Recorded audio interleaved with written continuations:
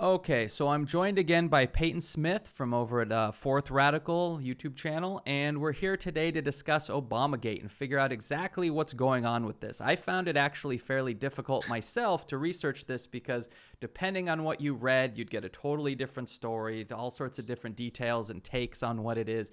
Yeah. So it'd be nice to have a conversation and see if we can make sense of, is this a bunch of nothing or is there actually stuff going on here? So quick background. So basically what happened was they're claiming that the original investigation into Flynn wasn't really legitimate, right? So it's kind of by many being framed as a situation where the outgoing administration was trying to investigate the incoming administration and sort of set them up for failure and be able to set up some of these people that were coming in and then, get Trump off on the wrong foot. So that's one take of it. And, there is kind of some messy details going on in all of this, like the fact that there's some embarrassing stuff coming out where the FBI talked about, apparently there's records of the FBI saying they're going to try to get him to lie under oath and different types of various tactics that are used by these investigators. And yet there still seems to be some crimes that Flynn was involved in and even admitted to. But then we have these tricky legalities of, well, one of the things in our system of law is that if you have the government acting in a way that they're not allowed to, and then later on you find that that person really did commit crimes, a lot of the times that stuff is not admissible because you got to that point in the investigation in ways that were not legal, right? So there's a whole lot of different various things going on in here, and what was legitimate, and a lot of this is blowing back on Obama, and Biden's name is getting thrown around in that too, that he may have been involved in various aspects of this, and it's kind of all just a big mess. Do you have any thoughts on it? Yeah, I mean, it's definitely a mess. Like that's the headline here, right? This is a mess. Nobody really knows exactly what was going on. Like you try to Google it, and really all you get are debates about whether or not it is a real thing and not a real thing. And so none of the actual articles describe really like the sort of ins and outs of how this actually went down.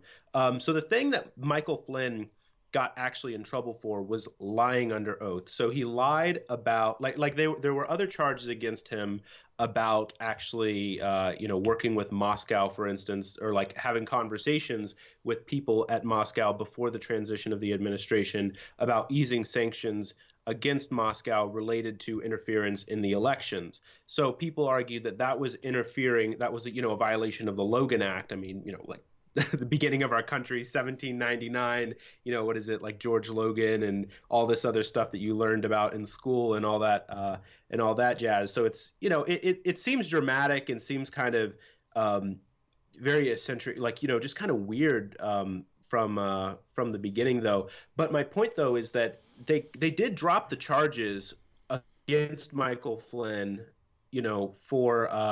for the other stuff, for the talking with Moscow. The only thing that they actually ended up charging him for was lying under oath, because initially he denied having made those conversations and discussing sanctions with Moscow. Yeah.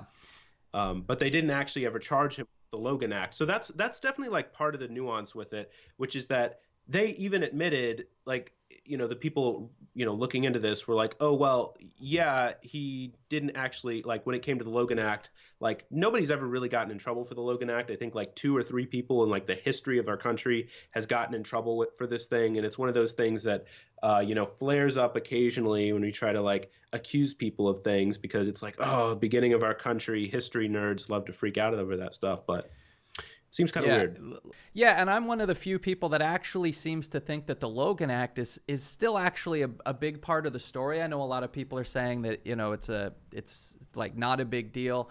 But that Logan Act, there's a couple things that go on with these investigations. Sometimes when you get someone for like a solid, you're going to be able to prosecute that count solidly, you sort of abandon the rest, right? So the idea that, a lot of people are saying, well, the Logan Act wasn't the thing that he was ultimately found guilty of or admitted to, but it could be that had they decided to further investigate that it could have been a big deal, because I think that the Logan Act it can sound like it's kind of legacy, but I think we have seen, like, if you go back and you look at Right. Nixon, the way Nixon should have gone down for the Logan Act and committed one of the, what could be argued as one of the worst cases in our history of prolonging the war in order to help his election by creating this back channel when he wasn't supposed to be. That's what the Logan Act is all about, is that only people in the right positions are supposed to be conducting foreign policy, right? So I could see this, if they had decided to go all at it, this could be a big thing. But maybe it's not. Maybe they decided to not chase that count because it isn't a big deal. It's hard because we don't really have all the information that we need there. Yeah, I mean, I definitely agree with that. I do think that, like, kind of blown out of proportion.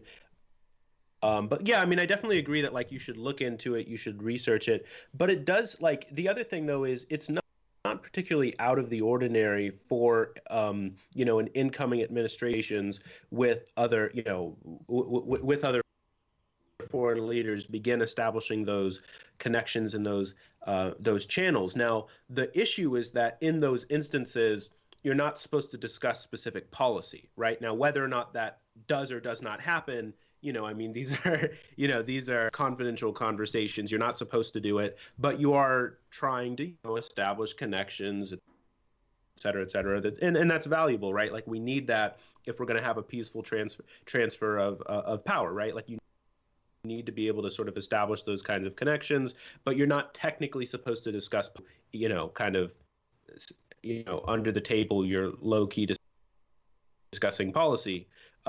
And so it is one of those kind of difficult decisions, a lot of gray area when it comes to how exactly the Logan Act would apply to it. I do agree that, like, a more rigorous research of it is important. But the other thing that you have to consider when it comes to, as you say, legacy laws, is that when you talk about things like the Logan Act, there's literally been like two problems of it in the history of our country. So how do you define what constitutes those things? It's really, really difficult, right? Like, when you only have a few prosecutions of a case, because we're like a case law. Is it case law? I'm not a legal expert, but, like, how we interpret law Right. is based on how it was interpreted in the past. And if you don't have particular incidences of that, wishy-washy, right? And so when Right. you're talking about something where it's an incoming administration, even just prosecuting under the Logan Act, even if, like, technically it meets the, like, standards of the particular bill, it might seem, the problem is we don't actually know how to apply those things. And so no matter how you framed it, it would be seen as undermining the transfer of power, which, you might be able to argue is more important. So it's such a nuanced case when it comes to the Logan Act. It's hard to kind of pin down. Yeah, it absolutely is. And part of me is just trying to figure out why this is even becoming such a big thing now. I mean, we've seen Trump at least twice tweet out Obamagate, and that's it, just the one word. And then at least a handful of times he's been pushed on this during the press briefings, and he literally doesn't seem to know what even has occurred. He just starts, like the one time he told the person, well, what happened. We all know what it's all about, and he can't even explain it. So I guess part of me is trying to wonder, is this an attack because they want to go after Biden? Like, is this the early stages of the lock him up and have another thing that they can throw at Biden that he did wrong? Yeah. I mean, well, definitely. And they're trying to tie it to Obama. It goes into that idea how the Democrats are just, like, anti-Trump, and actually just, like, the whole deep state establishment, like, the deep state is against Donald Trump. It plays into that. And also it plays into, like, basically everything that, Trump has been trying to drum up for the longest time. And Biden is tangentially involved. I mean, Biden did look a little sketchy in the one interview. I don't know if you saw it. It was with, can't remember his name on I think it was ABC. I think I remember. Yeah. It was yeah. But he was asking him, like, about it, and he was, I didn't know anything about it. I didn't have any involvement. And then he was just like, oh, but, like, you were on the papers, you were on the documents. And then Biden's like, oh, well, I misunderstood what you were asking me. I was aware of it. So he definitely sounded sketchy. So there might have been some stuff involved. But to go back to your prior point, where you were asking at the beginning, like, what is this all about? It's obviously about to distract how terrible of a job Donald Trump is doing handling this pandemic, handling this crisis. So, it's one of those situations where guilt on, on all sides, right? Like, there might Yeah. be a little bit of guilt on the Democrats, a little bit of guilt on Obama, but like, why is it being brought up now? Right. Well, just to distract from the fact that Donald Trump is doing a terrible job with the pandemic. Yeah. So yeah, there might be some truth to it. How serious we should take that truth is up for for debate. Let the people decide. But obviously, because Donald Trump needs to distract from his lowering poll numbers. Yeah, and I guess it's a little surprising to me that it gets any attention, because it was kind of like, after Trump got elected, the right was still kind of going after Hillary Clinton for a long time.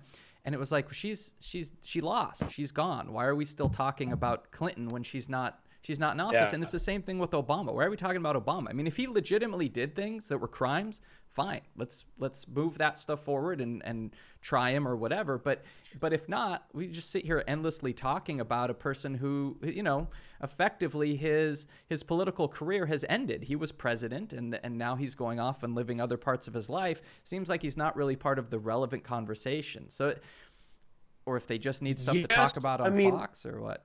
Yes, but I mean, this is also like a long-term strategy that all presidents have used, which is blame things on the former president, right? So, when Obama first got into office, there was a lot of criticism of him from Republicans, how he was constantly bringing up George W. Bush, right? Like, oh, well, I'm trying to undo this mess. I'm trying to undo this mess. And yeah, you can criticize that, but like, I mean, it is kind of true. Like, as president, literally what you're doing when you're coming in from a, prior party, you're literally undoing a bunch of executive orders from the prior president. Right. So the guy's on your mind a lot. So you're going to bring him up, and then people criticize you like, oh, how, why are you putting blame on him? It's like, well, I mean, you are legitimately thinking about what the person trying to undo, the legal actions, undo this, the things they're trying to undo. So it is a little messy. It is a little messy there. So I guess after reading on this and looking things over, my opinion of this is that there's probably not a lot here,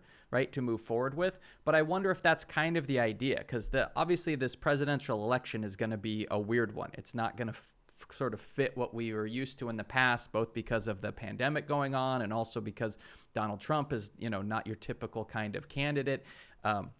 We'll see what goes on, but it seems to me like this is probably more valuable as just a talking point that Donald Trump can throw out there than actually pursuing it and trying to, have actual crimes come up. Because if they, I don't know if there's going to be debates or not, or how they're going to handle things this year, but it seems to me like if Trump has a few different things, and he's already got a couple, right? You've got the Ukraine Hunter Biden thing that he can throw out there. He's got this that he can throw out there. And even if each case individually is pretty weak, if you're throwing out 3-4 of these things, you start to paint Biden as someone who, is as bad with rule of law as Trump is, right? So I'm guessing that's where things are going to go.